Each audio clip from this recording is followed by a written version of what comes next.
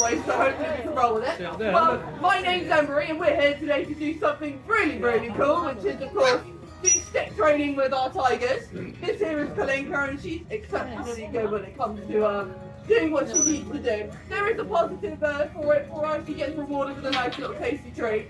So we're not just making her do it just because why not. It's not just for the treat, there are loads of medical reasons why we do this. It gives us a good chance to get a look at all different angles of her body, and also even gets us a good look at her teeth. She'll actually open her mouth on command on occasion, so we can actually check those pearly whites to see if they're obviously still pearly young whites. Now, we have four tigers here at Chessington. We have Sa, who is our only male, and then his three sisters. We have Olga, Kyra, and Kalinka. All our tigers live here and are, not to be biased, but our award-winning multi-enclosure exhibit, situated of course, within our Tiger Rock ride. The exhibit here features three different enclosures, all joined by bridges and tunnels, allowing the tigers to actually move in between each other. So if you can't see them on the ground, I always say, look up, because they're usually in a bridge, like tucked away. They do also have underground tunnels, which are off-show to us, but it gives them a little bit of privacy that they might be after. So we want to make sure that they actually do have time for themselves and not being looked at by us all the time, even though they are absolutely adorable. Now, historically, there are 9 subspecies of tiger existing in the world. In the 1900s, 3 of these subspecies, the Javan, the Caspian, and Balinese tigers, all left us extinct.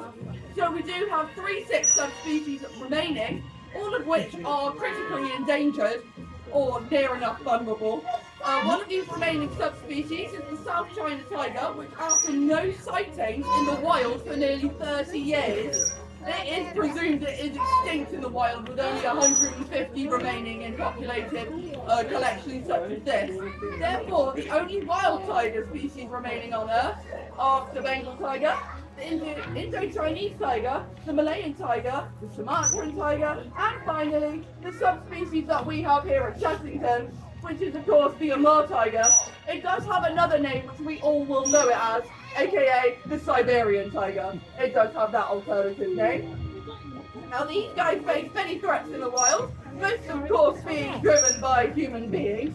Research has actually demonstrated that human-caused mortality accounts for 75 to 85% of the decrease of all Amur tigers, which is poaching is the main threat that these face. They're also commonly poached with their fur, body parts such as bones, which are used in traditional medicine, and it is also common for hunters to kill tigers to eliminate predation of livestock. Well, excuse me.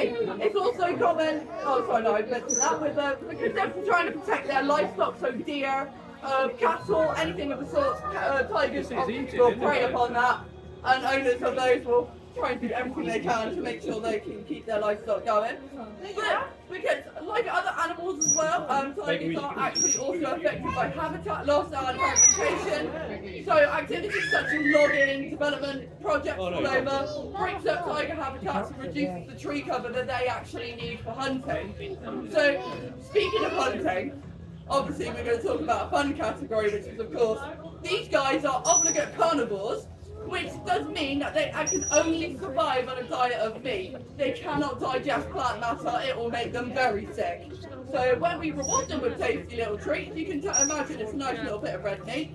Well, here at Chessington, we do feed them horse meat, and obviously they get between 14 to 24 kilograms of meat every 3 to 4 days. Now, that's actually to simulate how they would eat in the wild. Now, tigers are considered kind of gorgeous. They will eat everything that they need in one sitting, and then they'll be good to go for a good couple of weeks or so they won't need to eat anything. So we're trying to mimic their natural habits as much as possible. And in this instance, it's feed them every 3 to 4 days and they'll be good to go. But of course, without a good reward system, with us, you get a little bit of a treat every now and again. Now, speaking of, so these guys are not generally successful in every hunt. So there may be days that obviously they don't feed at all. And these cats are generally really powerful hunters.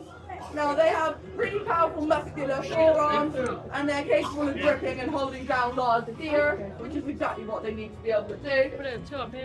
Oh, okay. Well, see, we're done with training demonstrations at the moment so far, but it's absolutely fine because obviously we can still talk and shot. So bear in mind with tigers as well, one of their biggest attributes making them really good hunters is their stripes. Now, whilst to us we see bright orange, bright black, and they stick out like a sore thumb. But to any other animal in the wild, they only see in green scale. So what we see as orange, they see as green. So they blend into the grass exceptionally well, which means that they can obviously cancel any unsuspecting prey really quite quickly, and obviously be quite successful in that kind of regard. I'm actually going to end here because there's only so much I can project without actually filling my lungs.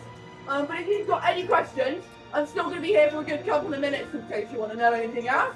Our next talk will be 1 o'clock, which will be on the antics lawn, where we'll be meeting a couple of our ferrets for some ferret enrichment. But other than that, my name's Emery. If you've got any questions, feel free to ask me. Other than that, I hope you guys have a great day. Thank you. Just to add as well, everyone, Kalinka didn't get her dinner because she's been waiting for the training session. So once I've locked up here, I am going to go and throw her food into the enclosure. So if anyone wants to hang around for a further 5 minutes, you can watch her, see her enclosure in here, see her food in here. This window's probably going to be the best view, but you'll be able to see it from this window as well.